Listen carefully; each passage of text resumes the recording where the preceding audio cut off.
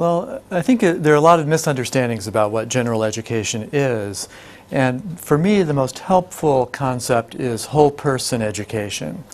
That is thinking not just in terms of fundamental skills that we want all students to have, but also life skills. Skills that we want people, citizens, in this case citizens of Hong Kong, to possess. And that would include even things like a kind of confidence in public, an ability to communicate across many different boundaries. So the broadening aspect of general education is partly for communication purposes in the future, so that students can identify with all different walks of life. So whole person education, I think, both means how you internally grow as a person, as well as all the skills you need in order to be effective in the world. Well, I think it's central to the university's mission, and it's the one thing really that holds the university together as an institution. That is, otherwise you have various disciplines and majors, professional training. That's a very narrow track, really. And general education tries to tie those together, to get people in different professions talking to one another, understanding one another, opening people's minds to other possibilities, so that in later life, even if the student ends up going directly into that profession they've trained for, in later life they will be able to adjust as things change. Well, I think there's a history here that in the early days of general education, people thought of it primarily as breadth, that you would need to have some introduction to social sciences and math and science and so forth. But these were compartmentalized areas of study. So it was very easy for the student to say, that's just a hurdle I have to get over. I take my math course, then I never have to think about math again. Whereas integration, which is the newer model, is about thinking about that math course in terms of what the average person is going to need throughout their life. And so trying to make it relevant in some sense, but also including problems that the student sees are necessary to understand, and that where math is required, or a knowledge of math, or some sort of fluency in math problem solving is necessary. So, for instance, sometimes simply to read a newspaper article well, you have to know how a graph is made and what statistics are doing within the argument, whether those arguments are valid. So it's that kind of very useful way of taking in math training when you're not going to become a mathematician.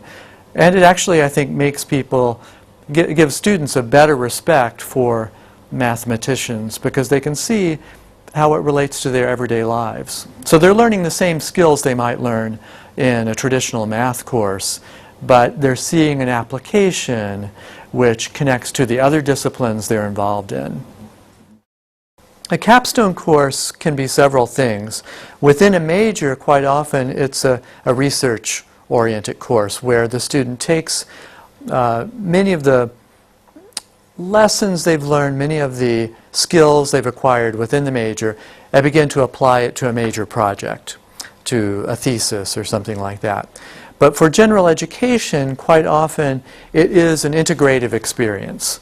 It may involve writing a research project, or it may involve giving a presentation or something experiential in the community, but it has the purpose, I think, of helping the students to reflect upon their education as a whole, and seeing general education in some sense as at the center of that experience, the place where they can reflect on what they did in the major, what they did outside of the major, and what this means for their life.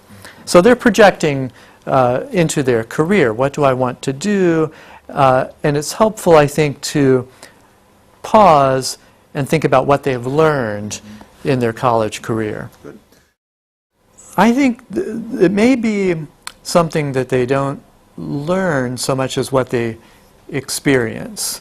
The first year experience, it's good to call it experience because they're undergoing this transformation in a transition between high school or secondary school and university.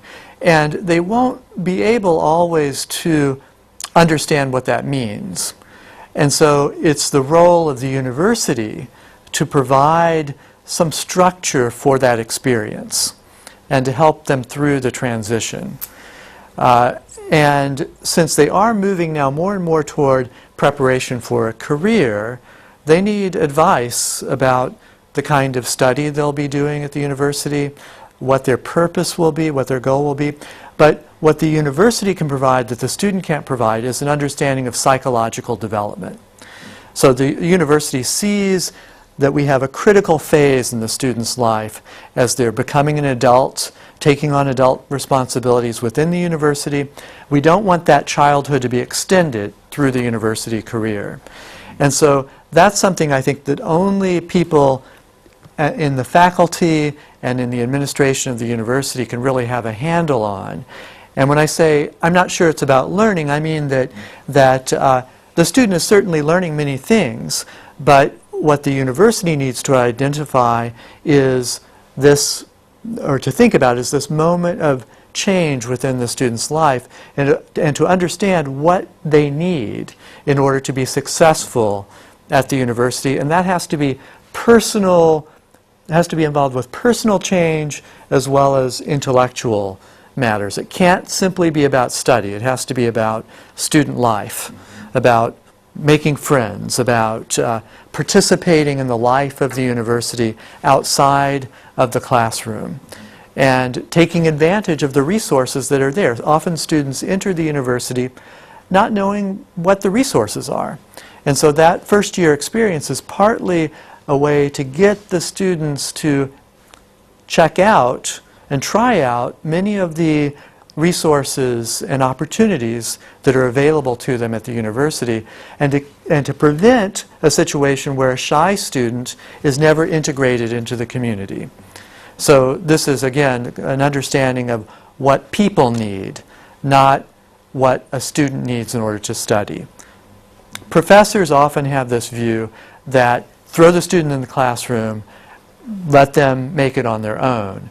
And I think that psychological understanding of human beings shows us something else, which is that people can't adapt to new situations when they aren't primed for them in some way. So you'll have the rare person, the son or daughter of a professor or a teacher, who goes into the classroom, goes into the university, knows exactly what they want to do, knows how to find everything. They're happy from day one.